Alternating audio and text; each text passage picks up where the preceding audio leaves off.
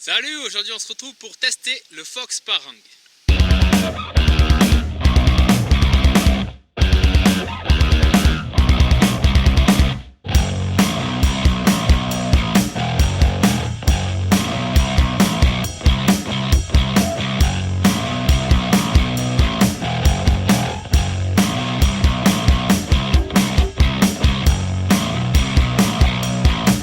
D'un point de vue du gabarit, on est sur un couteau qui est quand même assez gros, avec 31 cm au total, et une longueur de lame de la pointe jusqu'au bord du manche qui fait un tout petit peu moins de 18 cm, et un tranchant qui fait 15 cm,2.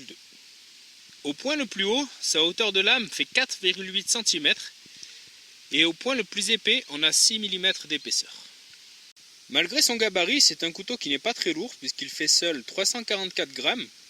Il fait 527 grammes avec son étui ici, qu'on peut voir sans ses options. En effet, le couteau est fourni avec une boîte qui contient un petit kit de survie dans une sacoche, ainsi qu'une petite lumière tactique. Donc la lumière seule fait 22 grammes, le kit avec l'étui 344 grammes, ce qui porte l'ensemble à 883 grammes. Fourni également avec l'étui, un petit bout de cordelette qui pourra servir à mettre la corde autour de la jambe pour éviter le balancement de l'étui, ou pour s'en faire une dragonne, comme on le verra plus tard. Au niveau des inscriptions sur la lame, de ce côté-ci, on va retrouver Parang.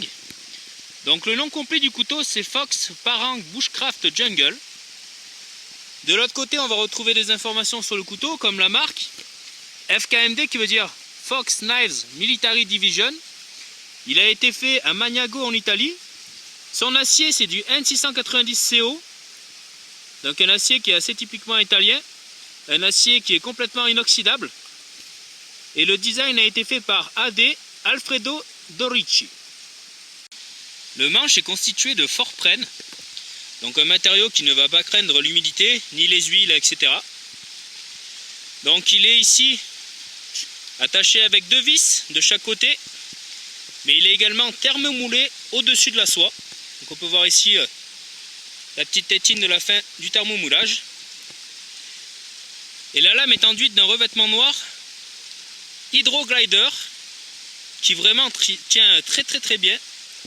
Donc j'ai déjà pas mal testé le couteau avant la vidéo et on dirait presque qu'il est neuf au niveau du revêtement. Donc vraiment un revêtement qui a l'air de très bonne qualité. La lame du couteau est full tang, c'est-à-dire qu'elle va complètement rentrer à l'intérieur du manche et ressortir ici jusqu'au bout. Donc le manche a une soie traversante complète qui va ressortir ici, mais ce n'est pas non plus une plate semelle, c'est-à-dire qu'il n'y a pas de l'acier tout autour du manche. En fait, on va avoir finalement une soie assez carrée qui va se terminer par ce petit bout là, mais si on venait à enlever le plastique ici, il n'y a pas directement de l'acier, et en dessous ici non plus. Donc dans l'absolu, ça sera un tout petit peu moins solide qu'une plate semelle, même si ce couteau est vraiment très costaud. Avoir une lame en acier inoxydable va être vraiment intéressant pour les périodes humides, dans la neige, sous la pluie, et pour tous les environnements où la lame sera susceptible de rouiller. Ici, on ne craindra pas l'eau. Si on mélange un peu tous les noms qu'on a sur ce couteau, on a du militaire, du bushcraft, de la jungle. En fait, c'est un couteau qui a été fait un petit peu pour tout, pour arriver à bout de tâches de survie, travailler dans les bois, dans la jungle, etc. On va s'attarder sur ce qui nous intéresse aujourd'hui, sur les tâches classiques qu'on pourrait faire en bushcraft. De par sa forme, le Parang est orienté pour les coupes à la volée. Donc c'est une inspiration de Parang, ce n'est pas vraiment un Parang, puisque les vrais Parang sont beaucoup plus longs et ont un manche avec un galbe beaucoup plus marqué sur la fin. C'est un petit peu plus type machette habituellement au niveau de la taille. Donc là c'est une inspiration Parang. D'ailleurs il existe chez Fox le Parang XL qui fait plus la taille d'un vrai Parang. Quoi qu'il en soit, on est orienté vers les coupes à la volée ici, puisqu'on a une lame qui est quand même assez haute en bout de manche pour donner un maximum d'inertie, avec un manche assez long qui va nous permettre de prendre très proche ici ou un petit peu plus loin en bout de manche pour venir taper. Et au niveau de son équilibre, habituellement sur les couteaux, on a plus l'équilibre ici. Là on va plus être orienté vers le tout début de lame. Donc clairement, si je mets le doigt ici, le couteau va tomber en avant. Donc on a quand même le poids orienté en avant, même si ce n'est pas très gênant pour les coupes de couteau qu'on verra plus tard. Pour venir essayer les coupes à la volée, on va venir ébrancher cette section ici avec pas mal de branches mortes. Juste avant, au niveau de la prise en main, on va avoir ici des encoches. Donc des encoches, c'est toujours un peu risqué sur les manches parce que ça risque de ne pas correspondre à toutes les mains. Donc moi j'ai essayé la prise en main, Jean également, qui a des mains plus grandes, et en fait on tombe pareil. Donc on va avoir l'index qui se place bien ici, le petit doigt qui tombe sur cette encoche, donc à moins d'avoir vraiment des grandes mains, on ne va pas pouvoir prendre tout le manche. Par contre, lorsqu'on va venir faire des tâches coupe à la volée, on va avoir tendance à venir ici, donc à placer ces deux doigts là, ou ceux-là, ou éventuellement les deux derniers, dans les encoches. Donc du coup je pense que c'est plus prévu à cet effet. La dernière ici pour le petit doigt, celle-ci pour l'index. Sauf pour les personnes qui ont vraiment de très grandes mains. Et pour les coupes à la volée, peut-être une prise un petit peu plus reculée avec cette encoche. Donc le fait que le manche n'ait pas de galbe en bas est assez étrange pour un couteau qui est orienté coupe à la volée. Par contre le manche en fort prenne va venir quand même agripper. Donc on a un grip qui se révèle au fur et à mesure de l'utilisation, qui est quand même assez glissant au départ. Et au fur et à mesure on sent que le grip se révèle. Et on va être également aidé par ces encoches qu'on a ici, plus le petit grip sous les doigts. On va essayer ça sur des branches d'un diamètre raisonnable, voir un petit peu ce que ça peut donner au niveau du tranchant, au niveau de l'inertie et au niveau de cette prise en main sans dragonne pour le moment.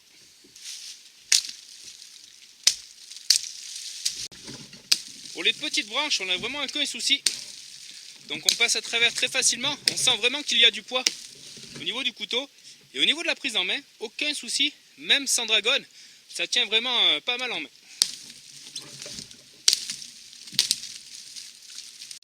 Je vais venir travailler toujours pareil, sans dragonne, sur un diamètre un peu plus gros.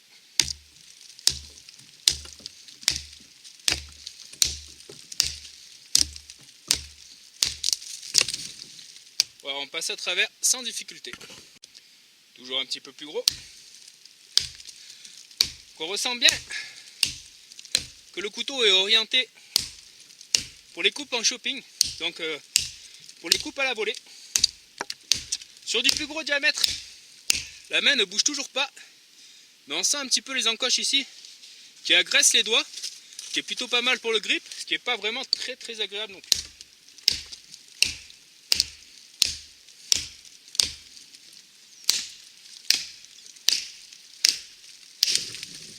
On a vraiment pas mal d'impact avec cette lame.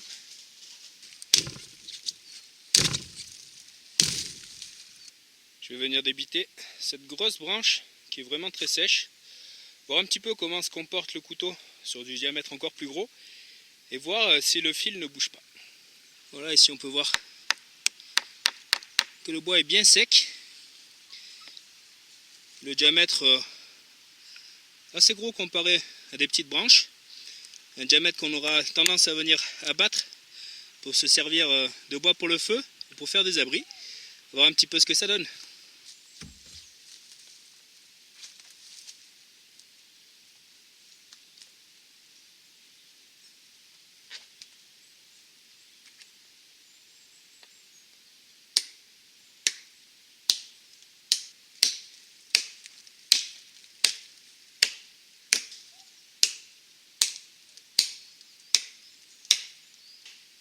Le travail se fait vraiment facilement au niveau de l'inertie et du tranchant. Sur les grosses sections comme ça, c'est vrai qu'on serait un peu plus à l'aise avec la dragonne. On va voir un peu ce que ça peut donner. Je vais finir le travail sur cette branche sans dragonne. Ensuite on verra les différentes possibilités qui sont offertes par les trous sur le couteau pour placer la dragonne. Et on essaiera sur une section de ce type.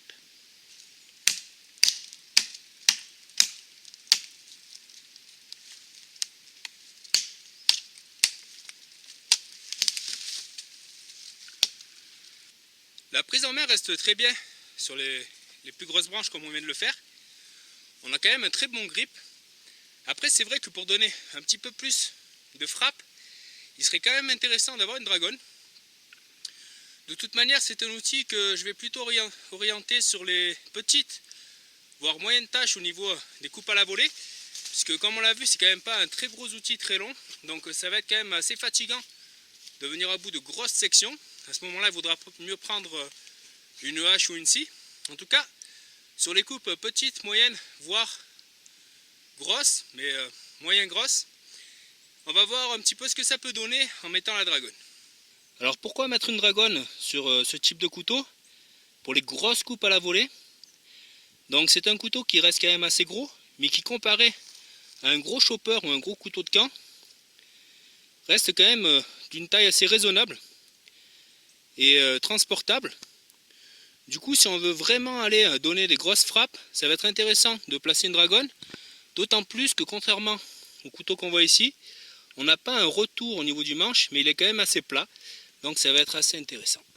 On va voir les possibilités qui nous sont offertes par un petit morceau de paracorde, le trou pour la dragonne et les 2 trous sur la lame, et également avec le morceau qui était fourni en bas de l'étui qu'on a vu au début de la vidéo.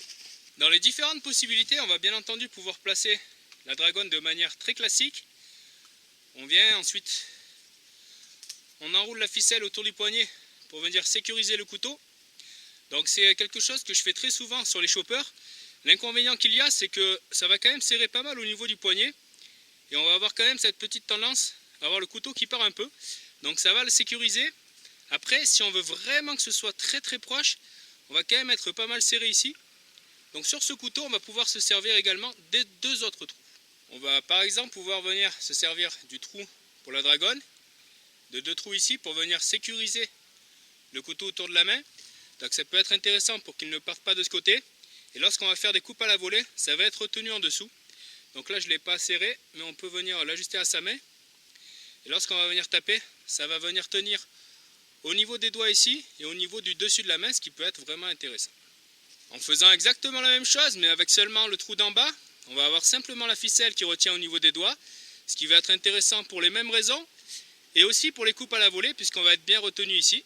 Ou on peut également venir doubler sa paracorde sur le bas.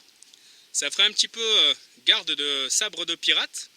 Donc ça va avoir exactement les mêmes avantages que tout à l'heure, c'est-à-dire qu'on va être vraiment tenu lors des coupes à la volée. C'est impossible que le manche parte en avant, contrairement à quand on a la dragonne ici, au bout. Le seul inconvénient, c'est qu'à la longue quand même, le contact d'une seule paracorde, ça finit par faire assez mal aux doigts. Du coup, on va avoir une option qui est un peu plus longue à faire, qui n'est pas très difficile et pourtant beaucoup plus agréable. Pour ce qui concerne le tressage Cobra, j'avais fait une vidéo tuto sur ma chaîne, je vous mettrai un petit lien dans la description.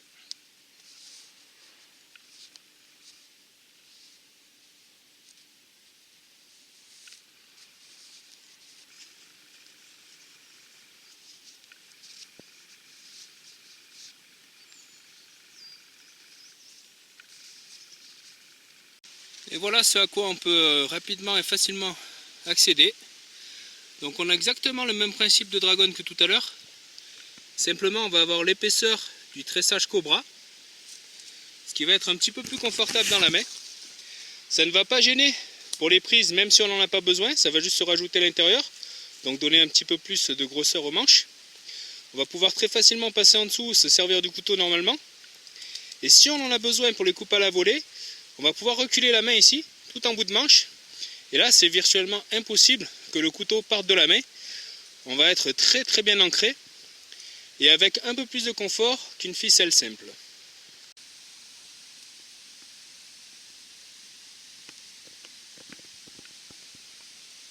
Avec la dragonne placée comme ça, on va pouvoir se servir pleinement de la puissance de l'outil. Lors des coupes à la volée, on va être vraiment très bien ancré. Et on va pouvoir se servir de la bonne inertie de l'outil.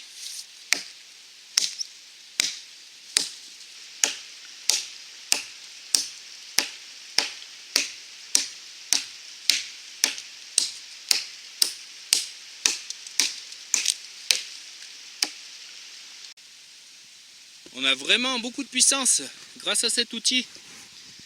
Et en plus de l'aide de la dragonne. Donc on va pouvoir passer à travers ce genre de section sans aucune difficulté. Même si encore une fois, pour du plus gros, j'aurais tendance à m'orienter vers une hache. En dehors de l'abattage de petits arbres qui reste possible avec la bonne inertie, de l'ébranchage, on va également pouvoir venir débiter des sections. Donc soit des plus grosses comme on vient de le voir, soit vraiment des petites branches qu'il suffira de venir taper quelques fois pour que ça passe à travers.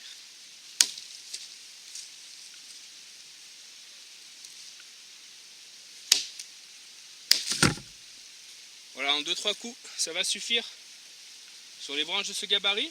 Évidemment, pouvoir taper sur du plus petit, ça passera très facilement aussi.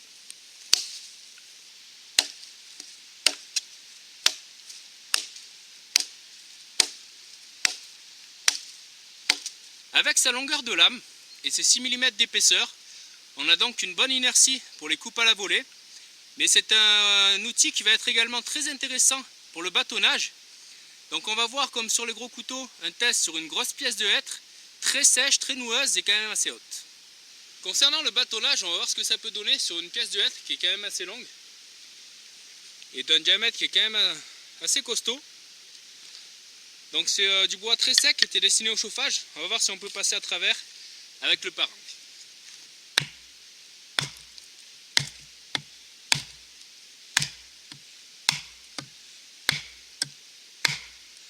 On a une bonne pénétration au départ. On va voir si les 6 mm du couteau peuvent écarter le bois. Le couteau est bien rentré. Par contre, on peut voir qu'il est venu se tordre. On va voir s'il ressort droit de cet exercice. Pour venir redresser le couteau, il va falloir taper juste sur le bout du pommon ici. Vu que le couteau a une soie traversante complète mais n'est pas en plate semelle, je vais éviter de taper directement sur le manche.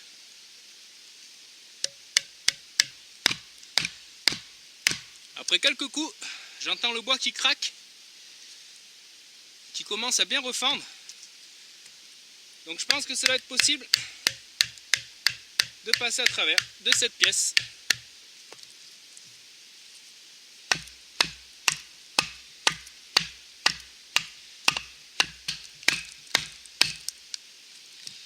Concernant sa forme, le petit rebond qu'on a ici en bout de manche est assez intéressant pour venir taper dessus, puisque la massue ne va pas glisser. On va être bien placé pour taper. Malgré la petite taille du passant, pour la dragonne, on va quand même pouvoir tapoter dessus pour venir replacer son couteau pour finir le bâtonnage.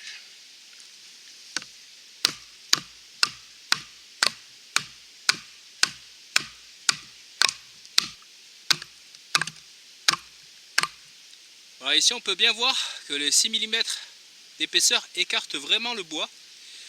Donc ici on est en contact. Et là on peut voir l'écart final.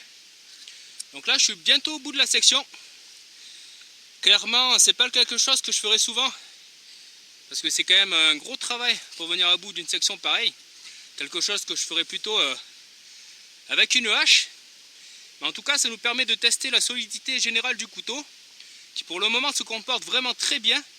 On n'a aucune vibration dans la main. Et la lame qui était tordue au départ, on va voir si elle peut ressortir droit de ce gros travail dans cette pièce de hêtre.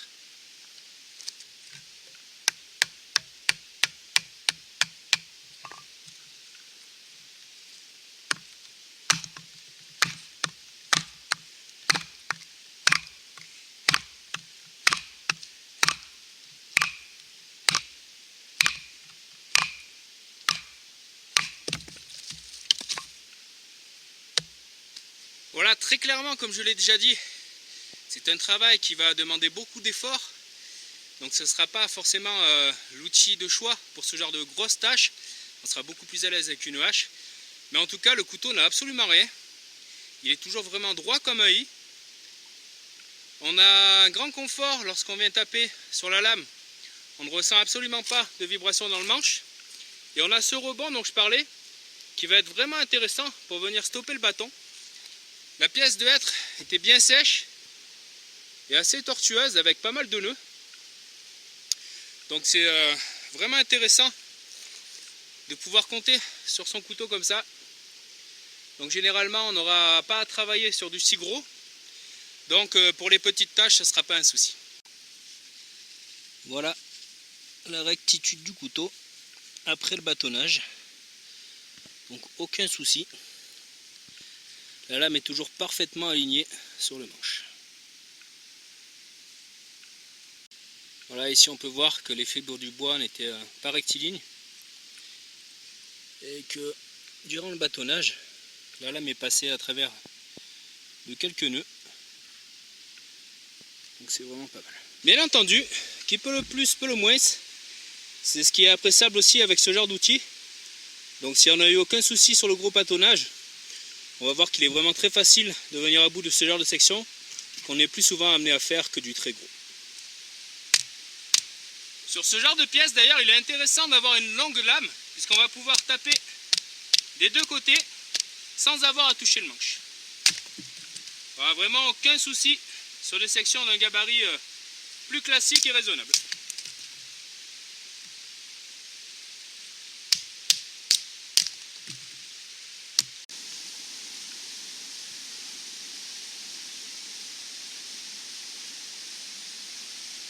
C'est donc un outil qui est vraiment très à l'aise sur les moyennes et grosses tâches, même si on va quand même être limité. Au bout d'un moment, il faudra se servir d'un plus gros outil, soit d'un plus gros parang ou soit d'une hache, pour vraiment passer à travers du gros. Mais en tout cas, pour tout ce qu'on a à faire généralement en bushcraft, même dans le moyen, on va être vraiment très à l'aise là-dessus, avec une très bonne inertie, donc le poids qui est légèrement porté en avant. On va pouvoir s'en servir également de hachette pour venir par exemple tailler des pointes, ou alors s'en servir pour amorcer le travail d'une sculpture qu'on voudrait faire sur un objet en bois. Par contre, si on a le poids quand même orienté en avant, il n'est pas complètement orienté en avant. On peut voir ici qu'on a le couteau qui est un peu plus fin au bout, donc ça va permettre d'avoir un petit peu moins de poids en avant, ce qui va être un petit peu moins intéressant pour les coupes à la volée, mais qui va rendre l'outil quand même plus polyvalent, puisqu'on va pouvoir s'en servir sur les tâches plus classiques de couteau, donc pour venir par exemple faire toutes les coupes que l'on connaît, mais également pour travailler sur les feather sticks, ce qu'on va voir tout de suite. Le couteau dispose d'un tranchant en V, qu'on peut voir ici, ce qui va être plutôt agréable pour venir faire des feather sticks assez fins. On va juste venir pousser la lame, qui ne va pas rentrer trop profondément, comme ça serait le cas sur une émouture scandinave, ce qui va nous permettre de lever de tout petits copeaux. Donc ça, on va pouvoir le faire à l'aide de la prise classique du couteau ici, avec un pouce sur le dos de lame, ou alors à l'aide du choil. Donc le finger choil ici sert simplement à venir prendre la lame beaucoup plus proche pour avoir beaucoup plus de contrôle et pouvoir venir également travailler sur les toutes petites tâches, comme par exemple pour les feather sticks, avec un petit peu plus d'aisance que sur la prise normale pour contrôler la grosse lame du couteau.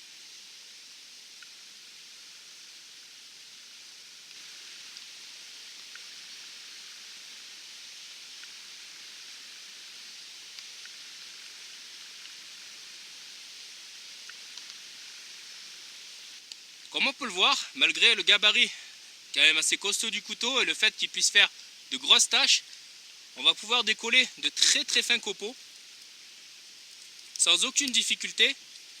Donc l'outil est vraiment très polyvalent. Pour ceux qui me suivent, vous savez que je ne suis pas trop fan des finger choil. Je préfère généralement un tranchant qui va jusqu'au ricasso.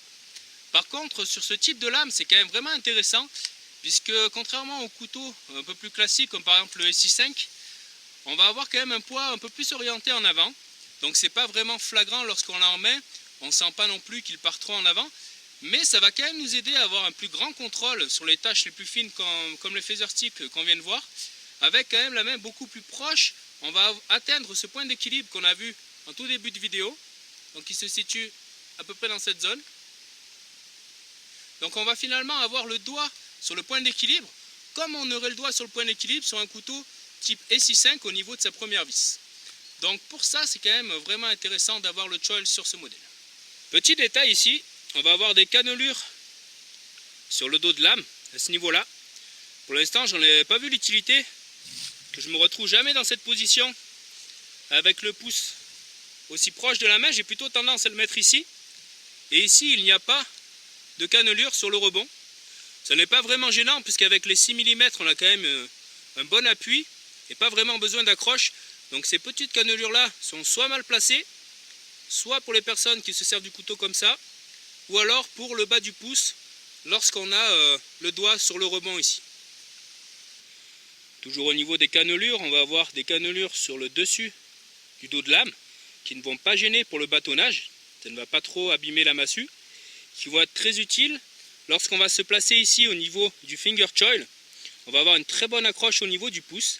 Par contre, la lame ici a tendance quand même à piquer le bord du doigt. Donc on n'a pas le tranchant qui est un léger chanfrein ici. On est directement sur le rebord de la lame. Donc il faut quand même faire attention lorsqu'on se sert du couteau en prenant avec le finger choil. On peut voir ici que c'est quand même agressif très rapidement. Du coup, il faut faire attention à ce détail pour ne pas venir s'entamer l'index. Les cannelures sur le dos de lame vont être vraiment très saillantes. Donc elles vont limite agresser la peau. Donc c'est pas forcément très agréable sur le travail à la longue, mais en tout cas ça tient très bien au niveau du pouce. Avant de s'attarder sur l'étui, on va continuer dans les tâches qu'on appelle les tâches de couteau, les tâches classiques, en venant par exemple venir écorcer cette section. Donc bien entendu, la lame pénètre moins bien dans le bois qu'une émouture scandinave. Par contre, on va avoir un petit peu plus de polyvalence avec son tranchant en V et son émouture plate, et surtout un peu plus de résistance au choc. Donc c'est à voir comme un outil assez complet et polyvalent. Et en ce sens, on a quand même une bonne pénétration de la lame sous l'écorce, avec un tranchant qui est très bon. En sortie de boîte, on peut se raser les poils et également couper une feuille sans aucune difficulté. Grâce à son acier inoxydable, on va avoir un tranchant qui dure quand même longtemps. Donc il n'a pas été réaffûté après tous les tests que j'ai passés, les bivouacs que j'ai fait avec, etc. Et il coupe toujours très bien. Donc évidemment, on va mettre quand même pas mal de temps à passer à travers d'une branche de ce type. Si on y va avec des coupes couteaux, on va avoir une pénétration qui est quand même moyenne comparée à une émouture scandinave, encore une fois. On va avoir une prise en main qui est cependant assez intéressante, même si les cannelures ici ont tendance à quand même un petit peu agresser au niveau de la main ici. On va être pas trop mal placé, l'index tombe bien. Je m'attendais à ce que le manche soit vraiment trop petit en main au niveau de son épaisseur. Pour le moment, ça ne me gêne pas du tout. On est plutôt bien placé, je ne sais pas s'il y a un avantage à ces rainures. En tout cas, elle ne gêne pas du tout. On a le petit doigt qui tombe bien sur l'encoche ici et l'index qui tombe bien là. Donc au niveau du placement, on est pas mal. Au niveau du ricasso et du finger choil, donc j'ai tendance moi à venir pousser très proche ici pour économiser le poignet. Donc là, c'est pas possible, mais on s'y fait quand même assez vite. On a rarement tendance à venir chercher au niveau du finger choil. On va plutôt avoir tendance à venir pousser au niveau du début de lame.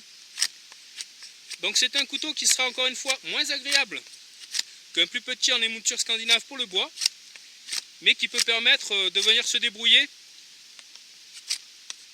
pour les tâches les plus classiques qu'on a à faire ici. Alors on va voir d'un peu plus près ce que peut donner la pénétration dans le bois. Donc ça reste assez basique. On va dire que c'est plus un outil de frappe, de coupe à la volée. Par exemple, pour passer à travers d'une section comme ça, il aurait suffi d'un ou deux coups, comme on l'a vu tout à l'heure, pour en venir à bout.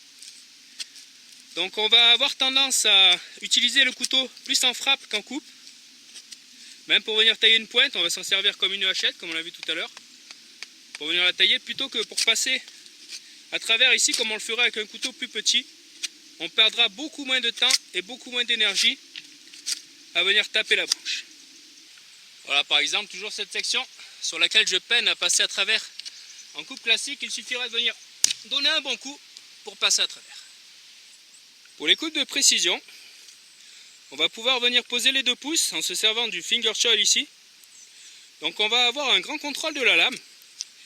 Et le fait que le couteau ne rentre pas autant qu'une émouture scandinave est un petit peu moins gênant sur les tâches plus précises, où on a quand même moins de matière à décoller. Donc là, on va pouvoir venir affiner une pointe ou travailler plus précisément jusqu'au bout de lame sans aucune difficulté. Donc là où c'est un petit peu moins agréable pour travailler le bois, ça va être vraiment pour les grosses coupes ici qu'on aura à faire en une grosse poussée sur les coupes puissantes. Pas trop de problème au niveau du confort, mais on n'a pas une très grande pénétration de la lame sous le bois. Donc ça ne gêne pas pour venir écorcer. Ça ne gêne pas pour le travail assez fin ici, ou sur les coupes où on a besoin de précision, puisque le tranchant est quand même très bon. Mais c'est un couteau qui est avant tout fait pour venir taper, comme on l'a vu pour passer à travers cette section, qui sera donc beaucoup plus efficace sur une coupe à la volée que sur une pousse pour passer à travers de ce type de section. Exactement le même bilan si on a simplement à venir faire une pointe.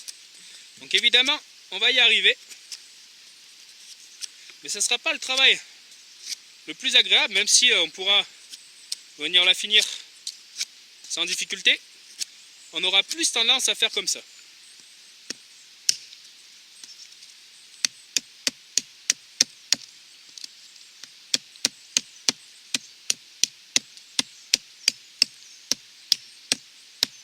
Donc là, sans aucune difficulté, on peut parvenir très rapidement à se faire une pointe qu'on pourra toujours, si besoin, peaufiner en venant pousser. Toujours dans les coupes classiques, on retrouve avec un couteau. On va voir ce que donne la prise inversée. Donc ici, encore une fois, on est moins à l'aise que sur un couteau plus petit. Sur la prise en elle-même, on va être confortablement placé et le rebord du manche ne gêne pas. Par contre, on va être assez loin, donc ça va être pas mal pour venir écorcer. Par contre, pour venir vraiment pousser en force, donc c'est une prise qui est surtout faite pour ça, pour venir vraiment rentrer en force dedans, on va avoir quand même le tranchant qui part assez loin et on va avoir le manche qui va vraiment pousser dans la main, ce qui va avoir tendance à créer du jeu dans le poignet. Donc ça va pas être une prise vraiment très intéressante. Encore une fois, il vaudra mieux venir taper avec le couteau pour venir créer ce genre de travail. Et si on vient prendre plus près, ça annule un petit peu le bras de levier. La prise est bonne également, bien qu'on soit un petit peu moins placé au niveau du manche, un petit peu moins bien placé. Mais par contre, ça va être un petit peu gênant de venir faire ce genre de coupe. D'ailleurs, je ne vais pas appuyer, puisque simplement, comme on l'a vu tout à l'heure, on a le tranchant qui rentre directement en contact avec le doigt. Du coup, c'est un coup à forcer et à ce que l'angle, l'arête ici, rentre dans le doigt. Donc, ce n'est pas une coupe que je vous conseille avec cet outil. Donc de près, ça peut être intéressant, mais ça risque de faire mal au doigt. Et de loin, on a quand même un petit peu de bras de levier très important au niveau du poignet. Donc encore une fois, pour ce genre de tâche, il vaudra mieux taper avec le couteau.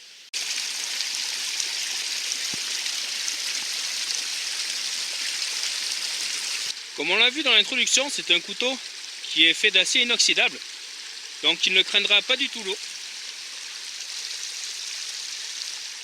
On va pouvoir le laisser baigner dans l'eau, passer à travers des rivières ou nager avec, sans qu'il ne rouille trop facilement.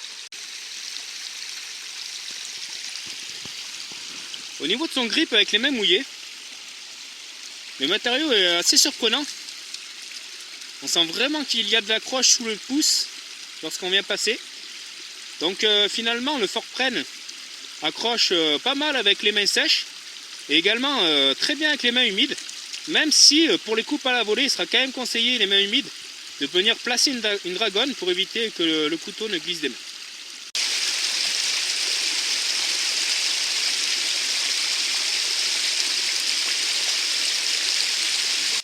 Concernant la pointe du couteau, donc c'est une pointe qui est quand même assez particulière.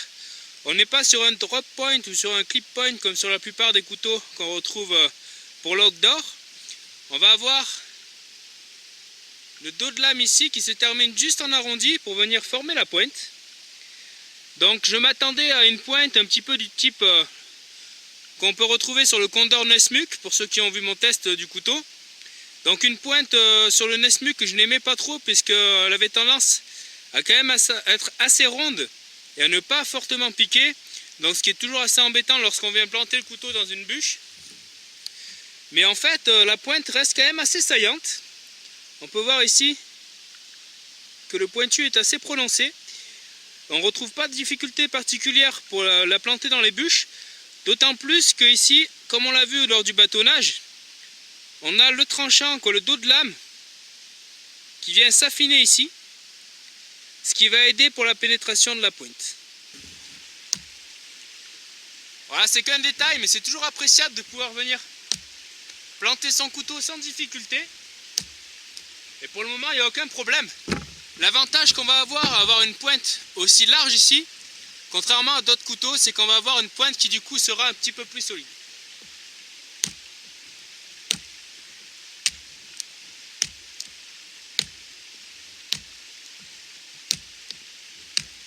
Voilà, on va avoir très peu de risques de venir casser cette pointe.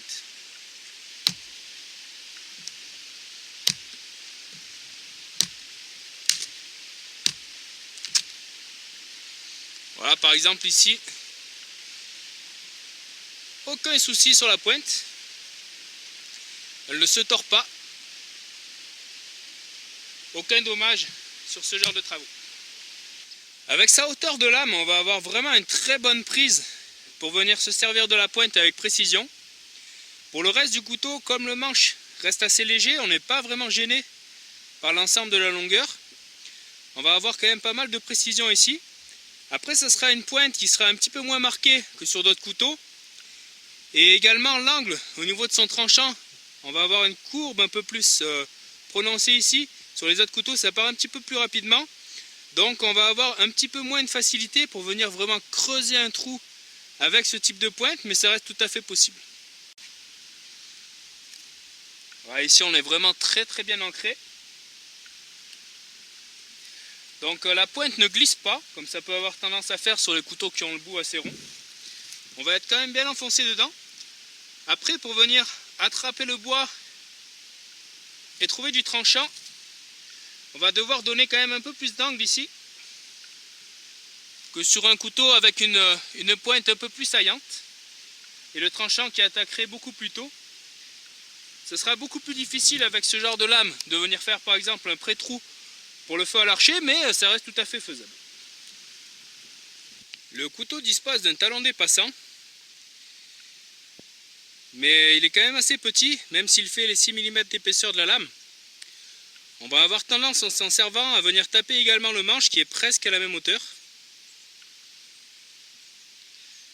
Et ça fait quand même une cible assez petite pour venir taper avec le bâton.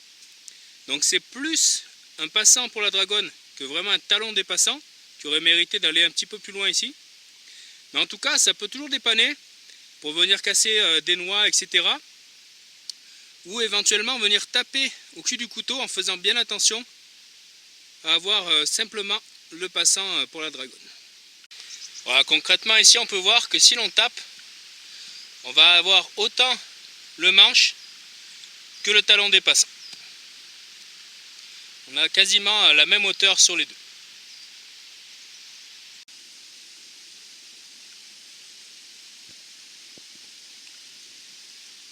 Pour le port de l'étui, il ne va pas gêner puisqu'on va avoir le talon du manche qui ne dépasse pas la ceinture, ce qui est vraiment agréable.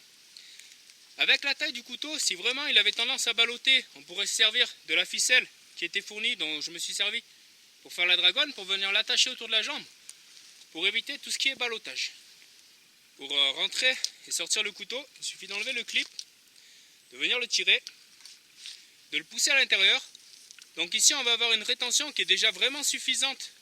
Lorsqu'on se déplace sur le camp, on ne va pas avoir besoin de venir rattacher en permanence les pressions, parce qu'il va quand même bien tenir. Si je tire ici, il ne sort pas. Il faut vraiment que je tire fortement pour qu'il sorte. Donc ça va être assez intéressant lorsqu'on a quelques pas à faire seulement sur le camp ou qu'on vient à s'asseoir, même si évidemment il serait plus sécurisé de venir l'attacher. Donc pour ça on va avoir l'aide des deux pressions ici. Donc la dragonne qu'on a mis tout à l'heure gêne un petit peu puisqu'il faut venir passer en dessous. En tout cas c'est une manipulation qu'on peut faire avec une seule main, même si ça sera plus agréable et plus efficace et plus rapide de le faire avec les deux mains, puisqu'il va falloir venir tenir les deux pressions ici. Donc on va pouvoir ouvrir et fermer à une main, ou plus facilement pour le refermer à deux mains. Donc là je l'ai fait à deux mains, à une main, peu importe, il suffit d'avoir un petit peu l'habitude pour que ça passe. Et ici on peut voir que ce petit passant aurait tendance à s'accrocher dans les branches et à venir s'ouvrir. Donc c'est pas le cas parce qu'au bout on a très peu de tissu qui accroche, donc ça va pas trop avoir tendance à s'ouvrir. Et en plus on a deux pressions sur le même passant, ce qui tient assez bien. Mais si toutefois ça pose des difficultés, on va voir qu'il y a une solution. Effectivement, il va exister plusieurs petites solutions, possibilités sur l'étui du Fox. Pour ceux qui avaient vu mon test du Ka-Bar BK2, j'étais vraiment pas fan de l'étui avec pas mal de défauts que j'avais relevés. Donc je m'attendais à ce que ce soit la même chose sur le Fox, puisque c'est un peu le même type d'étui. Mais pas du tout, au final c'est un étui qui reste vraiment confortable et agréable au port. Donc je parlais par exemple ici des deux pressions, sachant que si on n'en met qu'une seule, il y en a une qui saute. Donc en fait c'est pas très sécurisé. Le couteau ne tient absolument pas dans l'étui tout seul. Il a tendance à s'échapper. Tandis qu'ici on va pouvoir s'en servir sur le camp sans problème. Évidemment si je donne un grand coup il va finir par sortir. Mais juste pour les petits déplacements ça tiendra. On a un seul passant qui va nous permettre d'avoir moins de problèmes, que ce soit moins embêtant que de venir placer un passant puis l'autre. Et au niveau de ce passant, ce qui va être également intéressant, comme on l'a vu, ça va être peut-être gênant pour les branches, et c'est quelque chose qu'on va pouvoir carrément enlever avec un scratch dessous. Donc on peut complètement l'enlever ou simplement le tourner. Donc ça peut être appréciable pour ça, parce que du coup on aura le passant qui sera à l'opposé des branches, ça va venir glisser dessus. Éventuellement, je ne sais pas, ça pourrait peut-être servir pour les personnes qui voudraient le placer à gauche au lieu de le placer à droite. Donc ça peut être pas mal. Un autre défaut que j'avais relevé sur le net et que je m'attendais vraiment à retrouver ici, c'est ce petit passant qu'il y a là. Puisque simplement lorsqu'on vient lâcher le passant, on va avoir tendance, lorsqu'on l'a à la ceinture, à venir en sortant et rentrant le couteau, couper un petit peu ce passant. Donc c'est quelque chose que je pensais pas très bien étudier. Donc je pensais carrément à l'enlever. Puis au dos, j'ai vu qu'il y avait un scratch, je me suis demandé à quoi il pouvait servir. Et en fait, tout simplement, on va pouvoir venir scratcher cette partie-là. Donc en fait, c'est une sécurité supplémentaire dont on n'a pas vraiment besoin, puisque le couteau est déjà sécurisé sans rien, plus le passant qu'on a ici, donc ça tient déjà pas mal. Ça pourrait servir par exemple si vraiment on fait des sauts en hélicoptère ou je ne sais pas quoi. De toute manière, avec la grosse dragonne, ça gêne ici. Donc on va avoir des difficultés quand même à le fermer, même si c'est possible. En tout cas, c'est un passant qu'on va pouvoir enlever et venir cacher à l'arrière. Donc finalement, entre ce passant qu'on peut venir passer à l'arrière, celui-ci qu'on peut enlever ou venir tourner, c'est quand même assez pratique dans l'ensemble et bien pensé pour ça. Avec les deux passants ici, c'est vraiment impossible de perdre le couteau, même en le secouant très fortement. Donc aucun risque que ça parte, on n'a pas vraiment besoin de ce passant-là qui risque d'être découpé par la lame.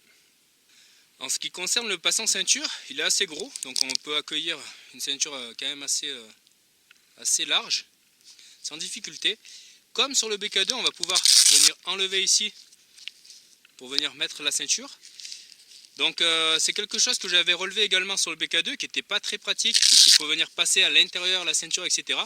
Mais en discutant avec des personnes sur le net, apparemment ce serait plus fait pour venir le placer sur un pactage et pas vraiment ouvrir pour passer à la ceinture.